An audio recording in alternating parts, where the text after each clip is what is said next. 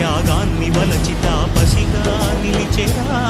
జనక్షేమమే తన సంకల్పముగా, తన ఊపిరి హోమజ్వాలలుగా, స్వర్గాన్నే శాసించెనురా, అమృతములు ఆహ్వానించెనురా. వానజాడతో ఈ వేళ జన జీవితాలు చిగురించేలా, కాలసీమలో ఈ వేళ రతనాల ధారలే కురిసేలా.